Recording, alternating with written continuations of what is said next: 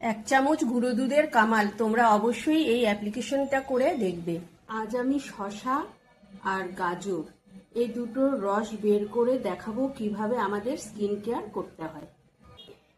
দেখো সমস্ত রস বেরিয়ে যাচ্ছে। আমি শসাগুলোকে পেস্ট করে নিয়ে আসি।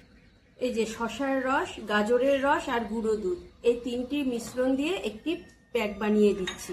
এই বাটিটাতে এক চামচ গুঁড়ো দুধ দিয়ে দিলাম, এক চামচ গাজরের রস, শসার রস। এবার শসাতে রয়েছে ময়শ্চারাইজিং, যেটি আমাদের ময়শ্চারাইজ করবে শরীরকে। গাজরের রসে রয়েছে অ্যান্টিঅক্সিডেন্ট, মৃতকোষ দূর করতে বিশেষভাবে সাহায্য করবে। আর যদি আমরা গুঁড়ো দুধ মিশিয়ে দিই তাহলে আমাদের গুঁড়ো দুধের যে গুণ সেটা আমাদের ত্বকের উজ্জ্বলতা বৃদ্ধি করবে। এই যে দেখো এরকম একটা থিকনেস করেছি, এরকম হলে আমাদের স্কিনে লাগাতে খুব সহজ হবে। শসার রস ত্বককে সতেজ করে ও আর্দ্র রাখে, পরে বয়সের ছাপ কমাতেও সাহায্য করে। আর গাজরের রসের অ্যান্টিঅক্সিডেন্ট এবং ভিটামিন সমূহ যা ত্বকের পুষ্টি যোগাতে সাহায্য করে। এ সমস্ত কিছু আমাদের সকলেরই মোটামুটি জানা আছে, যারা জানো না তাদের জন্য বিশেষ করে বলছি।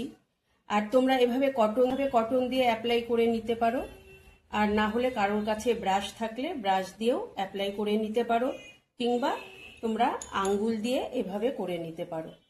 যার যেটা সুবিধে হবে তারা সেভাবে করে নেবে। আর গুঁড়ো দুধে রয়েছে ল্যাকটিক অ্যাসিড, কারণ ত্বক পরিষ্কার এবং উজ্জ্বল করে, মৃতকোষ দূর করে আমাদের কোষকে এক্সফ্লোরিয়েট করে। এবং গুঁড়ো দুধে যে ভিটামিন ও খনিজ পদার্থ রয়েছে সেজন্য ত্বকের পুষ্টিও যোগে। দেখো আমি জল দিয়ে ধুয়ে এনেছি,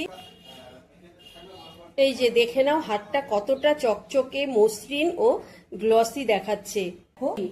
এবং তেল তেলে যে জিনিসটা তোমরা দেখতে পাচ্ছ নিশ্চয়ই, এভাবে গোটা মুখে, ঘাড়ে, গলাতে যদি তোমরা লাগিয়ে নাও তোমাদের কিন্তু খুব সুন্দর স্কিন হবে। এবং শীতকাল চলে এসেছে, পুজোর মরশুম শেষ, এবার তো আমাদেরকে ত্বকের যত্ন নিতে হবে।